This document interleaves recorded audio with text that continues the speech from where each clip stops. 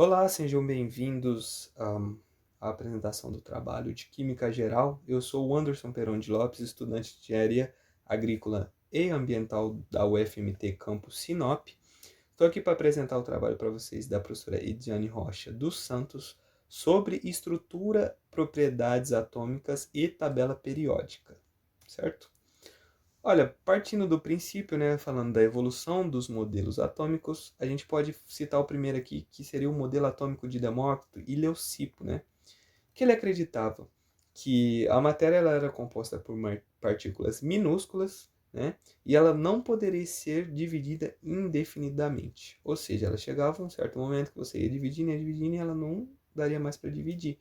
E aí eles definiram o quê? O átomo, né? O A ele seria um prefixo de negação e o tomo divisível, ou seja, unindo os dois, algo não divisível ou indivisível também, né? Então, partindo desse princípio, a gente vai começando a avançar. Isso dá uma esfriada, porque aquilo lá a gente parte do quê? Do atomismo filosófico, a gente não tem algo comprovado mais cientificamente, não que não tenha sido importante, foi importante demais. Tanto que aquilo lá foi um modelo baseado na lógica e na racionalidade, na intuição, entende? E aí o Dalton, lá, anos depois, ele vai trazer à tona de novo o estudo do átomo, né? E daí ele desenvolve alguns postulados, né?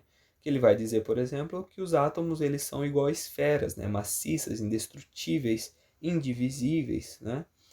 E daí a gente sabe que hoje em dia, a gente sabe que o átomo ele é divisível em muitos mais... tem muitas divisões, resumindo, né? E daí esse seria o primeiro postulado dele. O segundo ele diz ali, ó, que cada elemento ele possui uma massa específica. O terceiro, né?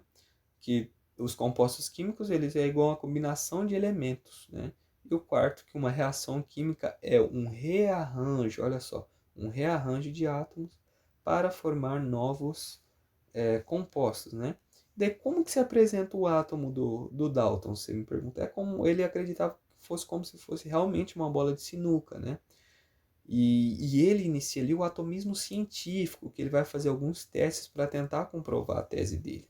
Entende? Já não é algo mais intuitivo e lógico, né? E aí a gente já vai partir para algo mais relacionado a testes, né? Opa, perdão, deixa eu só voltar aqui para concluir o pensamento, né?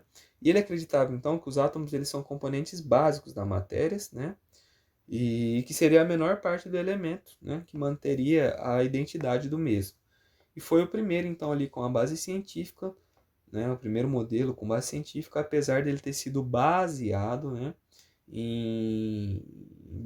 Feito, né? Com equipamentos macroscópicos, né?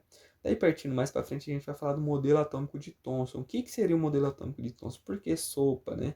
Sopa, alguns dizem também o pudim de passas, né? A gente vai entender agora. Ele descobriu a primeira partícula subatômica, né? Que seria o elétron, que a partir do experimento dos raios catódicos. Aí você me pergunta, como que funciona esse experimento dos raios catódicos? Aqui, ó, a gente tem uma ampola selada e aqui a gente tem um gás em baixa pressão. Você vai fazer o que? Você vai aplicar um ADTP, uma diferença de potencial aqui, e ele vai começar a produzir um feixe luminoso. E esse feixe luminoso, quando ele entra em contato com o campo elétrico, o que vai acontecer? Ele vai sofrer um desvio para o polo positivo.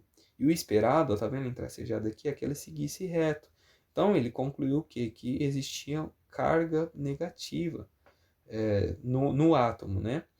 Então, por exemplo, usando desse mesmo princípio, o Millikan ele conseguiu determinar a massa e a carga do elétron, sendo a carga 1,60 vezes 10 a menos 19 coulombs e a massa 9,10 vezes 10 a menos 28 gramas, ou seja, muito baixa a massa do elétron, né? E aí, por exemplo, né, ele concluiu ali que o átomo seria como? Seria uma massa positiva e nessa massa positiva teriam aqui, ó, cargas negativas encrostadas nessa superfície desse átomo, né? Então seria o quê? Massa positiva mais as partículas negativas, resumindo de maneira bem geral aí o modelo de Thomson. Aí mais para frente, o Rutherford, ele estava tentando comprovar, ele não estava tentando quebrar a tese do Thomson, né? comprovar que o átomo, o modelo do Thomson estava realmente certo. Daí, junto com os alunos dele, né, o Geiger e o Marsden, eles realizaram o experimento, né, o experimento que ficou conhecido como experimento de Rutherford das partículas alfas. O que consistia esse experimento? Ele pegou uma fonte de partículas alfas e liberou aqui sobre uma, uma partícula muito fina de ouro, né, uma lâmina muito fina de ouro, e eles acreditavam que sofreriam um desvio mínimo, coisa de 2 ou 1 grau no máximo, né? Só que quando eles realizaram esse experimento, eles viram que alguns raios que foram liberados de partículas alfas até voltavam para o ponto de origem. Então foi algo que realmente impressionou a todos que estavam ali, tanto que foram vários anos para eles conseguirem realmente comprovar que era isso, né? Porque, como ele disse, na época era como se você pegasse um canhão, atirasse numa folha de papel e ela refletisse, voltasse para você, ricocheteasse. Então imagina como que seria a visão deles, como que foi algo muito impressionante, né? E daí, qual que foi a conclusão do Rutherford, né? Ele concluiu basicamente que o núcleo ele era compacto, pequeno e com uma carga positiva. Então, lá em 1919, ele vai descobrir a segunda partícula subatômica, que seria qual? O próton, né? Que a gente já conhece. E aí também ele vai dizer para a gente ali, ó, que a eletrosfera é onde ficariam os elétrons, né? Com uma carga negativa e movendo em volta do núcleo. Tá vendo como a gente pode ver? Em órbita em volta ao núcleo, né? Só que qual que foi a falha do Rutherford, né? A gente pergunta assim. A gente sabe que o elétron ele tende a liberar ou emitir energia, né? E ele fazendo isso, uma hora ele ia colidir com o núcleo, né? E daí o que vai acontecer? O Bohr ele vai solucionar esse pequeno problema, ele vai reformular o modelo de Rutherford e tentar solucionar, tentar explicar o que acontece, por que não ocorre essa colisão. Só que antes da gente entender isso, é necessário a gente estudar o quê? A gente entender a natureza ondulatória da luz, certo? A luz, né? A luz ela é definida, a gente sabe que ela é definida como uma radiação eletromagnética, né? E daí, por exemplo, as ondas que se propagam pela oscilação as ondas que se propagam pela oscilação de campo elétrico e magnético, né?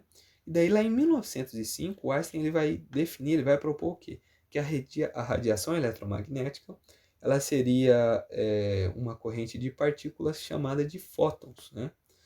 Sendo a energia, né, dada por essas fórmulas aqui. Só que a gente vai dar uma ênfase principal a essa aqui que a gente usa bastante, né? Seria aqui, ó, o lambda, né? O lambda ele seria o quê? O comprimento de onda. Olha o comprimento de onda aqui. Mas como assim? O comprimento de onda basicamente seria a distância entre os picos, né? O c, ele seria o quê? A velocidade da luz. E o mi aqui, esse mi, ele seria a frequência, né? E a frequência ela está relacionada diretamente com quem? Com o comprimento de onda. Por quê? Porque quanto maior o meu comprimento de onda, eu tenho uma menor frequência. Ou seja, logicamente, então, quando eu tiver um menor comprimento de onda, eu vou ter uma maior frequência, certo? Basicamente é isso. E aí, quando, por exemplo, um átomo ele recebe energia, ele emite cores muito específicas, certo? E daí, quando ele é iluminado, ele vai observar essas mesmas cores, né? Que são muito específicas. Só que tem um porém. Você vai precisar de uma frequência específica também para você conseguir observar isso. Bacana? E aqui a gente pode ver, né? A relação que a gente falou bem assim. Aqui está a luz visível, que ela se comporta da mesma maneira, né? Ela está entre essa lâmina aqui da questão dos raios, né? Aqui, por exemplo, o raio-x, raio gama, ultravioleta, infravermelho, micro-ondas. E a gente vê aqui, observa que o aumento na frequência, ela né? Ela também diz para a gente que é a redução do comprimento de onda. E quando a gente aumenta o comprimento de onda, a gente está vendo aqui, ó, que a frequência ela vai diminuindo também. Então, aí a gente chega no modelo de Bohr, né? Niels Bohr, que muitos também chamam de modelo atômico de Rutherford-Bohr. O que ele vai dizer para a gente? Ele vai dar um pontapé, primeiramente, na física quântica, né? E ele vai desenvolver ali, vamos colocar aqui 4 postulados, né? Como que seriam esses 4 postulados? Primeiro, Um elétron e um átomo se movem em órbita circular em torno do núcleo, certo? O segundo seria o quê? Um elétron só pode se mover em uma órbita na qual seu momento angular orbital é um múltiplo inteiro da constante de Planck, que era uma nova grandeza ali da física quântica, né? O terceiro, né? Um elétron que se move em uma dessas órbitas possíveis, ela não emite radiação eletromagnética. E daí, por 4, para finalizar, o 4, né, para a gente finalizar ali, ele vai dizer que um elemento ele pode estar numa órbita de alta energia e quando ele se move para um nível de mais baixa energia, ele emite uma luz na forma de fóton, né? Então, o Bohr, o que ele vai dizer para a gente? Ele vai definir, por exemplo, as camadas, ele vai dividir o átomo em camadas, K, L, M, N, O, P, Q, 7 camadas, certo? E ele vai definir também a quantização da energia, né? Nas órbitas do átomo, certo? E daí que a gente pode ver como que seria o modelo de Bohr, basicamente. O núcleo aqui e dividido em camadas, né? Aqui, por exemplo, tá K, L, M, N, L e M, né? E aqui estão os elétrons na eletrosfera, né? E daí, mais para frente, um pouco... Ah, outra coisa, uma observação importante é que os nêutrons eles foram descobertos lá em 1932 pelo Chadwick, né? Que vai ser para a gente conseguir concluir, né, as partículas subatômicas, né? Que são as três, nêutrons, prótons e elétrons. Nêutrons, cargas neutras, como o próprio nome diz, elétrons negativas e prótons positivas, né? Aí, ó, o modelo atômico de Sommerfeld, a gente pode definir ele como uma elipse, né? Por quê? Ele definiu lá, ele vai concordar com praticamente tudo que os outros haviam dito, né? Só que ele vai falar bem assim, pô, diferentemente do de Rutherford Bohr, lá, por exemplo, do Rutherford, ele vai dizer bem assim, sim, realmente, cada camada eletrônica eu vou ter uma órbita circular, só que também eu vou ter n-1 órbitas elípticas. Olha assim, ó, como a gente pode observar aqui. A gente tem uma órbita circular, mas também a gente tem uma elíptica, né? n-1, no caso, como definiu o Sommerfeld, né? E outra coisa também que revolucionou bastante no modelo atômico do Sommerfeld foi que lá em 1916 ele percebeu que as camadas elas possuíam subdivisões. E aí surge o conceito dos subníveis, né? E aí como que seriam os subníveis? A relação que a gente pode observar das camadas com subníveis, né? Por exemplo, a gente pode ver aqui, né? Destacando o N, que o N ele teria 4 subníveis, né? O S, o P, o D e o F, certo? Partindo mais para frente, aí, entendendo o modelo atômico atual, a gente pode citar 3 pessoas muito importantes que estão destacadas aqui. Por exemplo, em 1923, o Louis de Broglie ele cria o princípio da dualidade. O que seria esse princípio da dualidade? Basicamente, ele vai dizer para a gente que quanto menor a massa de uma partícula, maior é a expressão ondulatória. Por exemplo, quando a gente tem um elétron, né, o elétron, a gente viu ali agora há pouco que a massa atômica dele é muito baixa. A massa atômica, perdão. A massa dele é muito baixa, né? É muito baixa, ou seja, ele vai ter uma expressão ondulatória muito característica, né? Então, o elétron ele se caracteriza como uma partícula onda. Basicamente isso, né? E daí o Heisenberg, o Werner Heisenberg, ele vai dizer para a gente, ele vai criar o princípio da incerteza. Por que o princípio da incerteza? Porque a gente não conseguia ter exatamente tipo, a posição e a velocidade que o elétron tinha em um dado momento. E aí o Schrödinger, lá mais para frente, ele vai desenvolver fórmulas matemáticas, né, para a gente conseguir deduzir aproximadamente onde o elétron se localizava, né, onde ele estaria. Basicamente é isso de maneira bem simples aí o que seria o modelo, né? E aí, por exemplo, para a gente entender o spin também, né, para surgir esse conceito de spin, é importante a gente entender, por exemplo, que o orbital, né, ele vai ser uma região com a máxima probabilidade de você encontrar um elétron, né? Aqui, ó, por exemplo, esses quadradinhos eles estão simbolizando os orbitais, né? E aí, por exemplo, né, o que seria o spin? O spin ele vai ser bem assim, quando a gente tem dois elétrons e eles estão com campos magnéticos no mesmo sentido, ou seja, vamos supor que os dois estão no sentido horário, eles vão criar uma força de repulsão, tá vendo? O campo magnético igual e as cargas iguais, não dá certo porque eles vão se repelir. Só que se a gente tiver um spin aqui oposto, por exemplo, se um estiver no sentido horário e o outro no anti-horário, a gente vai entender o quê? Que eles vão criar uma atração, que é um princípio, como por exemplo o princípio de exclusão de Pauli. A gente sabe que um vai estar com a setinha virado para cima e outro virado para baixo, entendeu? Então a gente tem que ter um no sentido horário e o outro no anti-horário, em sentidos opostos, para a gente conseguir criar essa atração, né? E essa teoria ela já tinha sido comprovada, né? E daí deu origem ao princípio da exclusão de Pauli, né? Por exemplo, um orbital ele comporta dois elétrons, como eu disse, com os spins opostos, né? E o spin ele é identificado por um número quântico magnético, né? Que seria o ms, que seria aqui, ó, quando ele é positivo, 1/2, ele tem a setinha para cima, é representado a setinha para cima, e está no sentido horário. E quando ele está negativo aqui, a setinha para baixo é no sentido anti-horário, certo?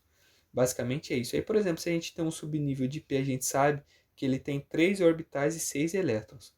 Então, o que a gente vai fazer? A gente sempre vai colocar primeiro todas as setinhas viradas para cima. E quando a gente, por exemplo, se tiver 3 elétrons, ela sempre vai estar virado as 3 para cima assim. Por exemplo, a gente não vai colocar uma para cima aqui, uma para baixo, uma para cima. Se colocar, vai estar errado, né? Então, a gente tem que colocar os 3 primeiro. Por exemplo, se tiver 4 elétrons, a gente vai fazer isso aqui, ó. Aí vem a setinha para baixo. Se tiver 5, setinha para baixo agora. E se tiver 6, setinha para baixo agora. Certo? Entendido? E aí você parte aí no princípio do Aufbau e da regra de Hunt. Para a gente conseguir entender isso aí bem bacana, né? Beleza. Continuando, né? A gente sabe que cada orbital ela vai ter um número, né? Para a gente conseguir encontrar o elétron nesse orbital. E a gente tem um macetinho bem legal aqui para a gente entender. Por exemplo, você pega essas regiões centrais aqui, você coloca um zero do lado direito. Do zero para o lado direito a gente coloca números positivos de acordo com os orbitais e do lado esquerdo os números negativos.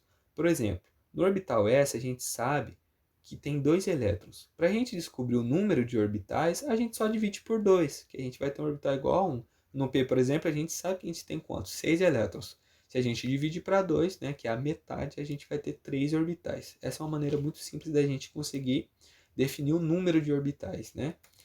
Beleza? Do subnível, né? Partindo mais para frente, um conceito muito importante de a gente estudar também é a distribuição eletrônica, certo? Aqui elas são divididas em camadas, né? Por exemplo, aqui a gente vê que vai até o número 7, que são o número de camadas. O subnível S a gente sabe que cabe 2 elétrons, como está aqui. O subnível P a gente sabe que cabe 6, o D 10 e o F 14. Então, ó, quando a gente vai distribuir, né, fazer a distribuição dos elétrons, a gente vai pegar aqui e vai vir nesse sentido que está apontado as setas. Por exemplo, a gente vai pegar aqui esse elemento para dividir, que tem o número atômico igual a 12, e a gente vai ver mais para frente que o número atômico é igual ao número de elétrons. A gente vai pegar e vai fazer. Aí você vai falar, poxa, pegou aqui para fazer, mas está meio complicado, não entendi. O que está acontecendo aí? Basicamente, a gente vai pegar aqui, ó, na primeira camada, quantos elétrons? Aqui, ó, S, né? A primeira camada eu só tenho o S, né? Na primeira camada, o S cabe quantos elétrons? 2. Pô, já eliminei 2 elétrons aqui, sobram 10 para eu distribuir ainda. Na segunda camada aqui, ó, o primeiro que eu vou vir nessa ordem vai ser qual? O S, né? 2S. O S cabe 2.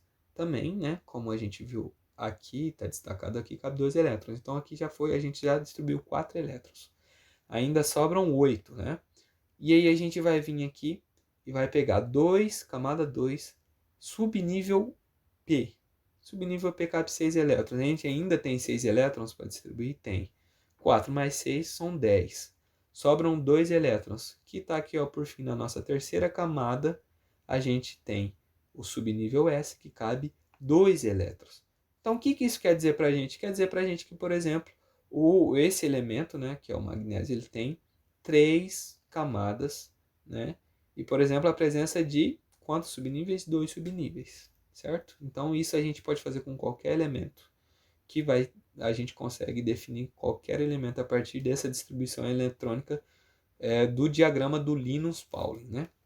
E aqui, como a gente viu as partículas subatômicas, né, de uma maneira bem facinho aqui, a gente sabe que o próton ele tem uma carga positiva, massa igual a 1, o nêutron uma carga neutra, ou seja, igual a 0, e a massa igual a 1, e o elétron ele tem uma carga negativa igual a 0, só que, ó, presta bem atenção, é muito importante a gente definir que o elétron ele não tem uma carga exatamente igual a 0, mas a gente considera 0 por quê? Porque a massa dele praticamente é desprezível, é muito baixa, perdão, muito baixa, né? Então, partindo aí falando agora de estrutura atômica, né? O que vai acontecer? A estrutura atômica, para a gente entender de uma maneira bem simples, ela vai ser o quê? Ela, a gente tem aqui o elemento, né? O que é o E. O A ele vai ser o número da massa atômica. O Z ele vai ser o número atômico. E o átomo ele vai ser dividido ali, ó, em núcleo, né? E eletrosfera. O núcleo a gente tem que os prótons são positivos, os nêutrons são nêutrons, né? Como o próprio nome diz. E lá na eletrosfera a gente tem que os elétrons eles são negativos. E ó, lembra que a gente falou aqui, ó, o Z ele vai ser igual ao número de prótons e igual ao número de elétrons. Para a gente descobrir os nêutrons também, basta a gente fazer o número de massa atômica menos o número de prótons, né? Ou número atômico, como a gente viu aqui agora há pouco também. E para a gente descobrir o número da massa atômica, a gente basta somar o número de prótons com o número de nêutrons, correto? Então agora a gente vai adentrar no conteúdo da tabela periódica, né? Basicamente a gente pode dividir a tabela periódica em dois grandes grupos aí, né? Que seriam o quê? Os metais e os ametais. Vários outros estudiosos também trazem os ou semimetais, perdão, né, fazendo parte dessa divisão também, né? Beleza. Então, a tabela periódica, por que ela tem esse formato? Porque ela organiza os elementos, né, de acordo em ordem crescente do número atômico, né? Então a gente vai pegar aqui vai ser 1, aqui vai ser 2. Entendeu? E assim sucessivamente, de maneira horizontal, certo? Não é verticalmente, de maneira horizontal, onde está ali os períodos, né? A gente vai desenvolvendo o número atômico neste sentido, né? Daí, por exemplo, o hidrogênio está aqui, ó, próximo, né? Se a gente for olhar, da família dos metais, né? Que é nessa região, que está aqui, ó, os metais. Só que ele não se caracteriza como um metal, o hidrogênio não é um metal, ele está aqui por conta das suas características, né? Passando mais para frente, né? O período ele dita o número de camadas do elemento. Por exemplo, tem o primeiro período aqui, logo todos que estão no primeiro período, né? Eles vão ter uma camada. No sexto período, 6 camadas. No sétimo período, 7 camadas e assim sucessivamente, né? Lembrando que a gente só tem 7 camadas, né? Que a gente pode colocar K, L, M, N, O, P, Q também, que dá na mesma. O importante é você entender isso. Verticalmente, a gente vai organizar as famílias, né? Que vai unir o que? Os elementos com semelhanças, né? Por exemplo, aqui ó, os metais alcalinos têm semelhanças, os alcalinos terrosos têm semelhanças. Aí tem os calcogênios, os halogênios, os gases nobres. Eles são organizados de acordo com as suas semelhanças, entende?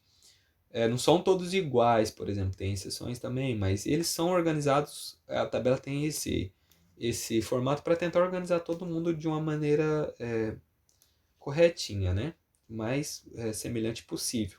Então, por exemplo, tem de 3 a 12 aqui, a gente tem os elementos de transição. Esses elementos de transição, aqui dentro tem esses dois aqui em azul, o que vai dizer para a gente? Eles são os elementos de transição interna, né? Que aqui a gente vai entender bem legal isso aqui agora. Por exemplo, o S. O S e o P, eles estão ali, eles são onde se localizam os elementos representativos. O D e o F são onde localizam os elementos de transição. O D de transição externa e o F de transição interna. Aqui estão algumas características, né, dos metais, dos ametais e dos semimetais. Algumas delas são ótimos condutores de calor e energia, brilho, são brilhosos e maleáveis, elementos eletropositivos. E os ametais eles vão ter características opostas. Por exemplo, os ametais têm coloração opaca, não é brilhoso, tem um baixo ponto de fusão, são mal condutores, né? E os semimetais eles já vão apresentar umas características ali que estão no intermédio, né? entre os ametais e os metais, né? E, por exemplo, para a gente finalizar aqui e falar das propriedades periódicas, a gente vai começar falando do raio atômico. Por exemplo, lembra que eu falei para vocês que no período, quando eu tenho no período 1, por exemplo, eu tenho uma camada, né? O elemento que está no período 1, ele tem uma camada. Se eu pegar um que está no período 2, ele vai ter duas camadas. Você não concorda comigo que por ele ter duas camadas, ele não se encontra mais distante do núcleo, ou seja, então ele tem o raio atômico maior. Então nisso a gente já consegue matar aqui, por exemplo, que o raio atômico ele se desenvolve nesse sentido, de cima para baixo, da direita para a esquerda. A energia de ionização ela vai se desenvolver de maneira oposta ao raio atômico. Por quê? Porque a energia de ionização ela é a energia mínima que você precisa para arrancar um elétron de um átomo. Então, ó, a gente tem que quanto o raio é maior, você precisa de menos energia de ionização. Então você só pode ter o desenvolvimento oposto ao raio atômico. A eletroafinidade, por exemplo, ela vai ter o mesmo sentido de crescimento, né, da energia de ionização, da EI, né? E o que seria a eletroafinidade? É a energia liberada por um átomo isolado no estado gasoso ao receber um elétron, certo? E o átomo, quando ele é muito pequenininho, ele tem uma maior facilidade em receber elétrons. Então, ele tem uma maior eletroafinidade, afinidade eletrônica, exceto os gases nobres, que está até tirado como exceção aqui nesse exemplo. A eletronegatividade também ela vai se desenvolver no mesmo sentido aqui da energia de ionização e da eletronegatividade, da eletroafinidade, perdão. A eletronegatividade, ela basicamente é a força que um átomo vai atrair um par de elétrons, né? E a eletropositividade, ela é basicamente o oposto, que é a força que ela tem de ceder um elétron. Então, a eletropositividade ela só pode ser o inverso, né, de crescimento aqui da eletronegatividade. Então, isso foi um baita resumo aí do que a gente viu nessa primeira parte aí da matéria de Química Geral. Só para a gente assimilar bem, né, esse é o fim. Eu agradeço pela atenção e espero que a gente se veja mais vezes. Muito obrigado e até logo.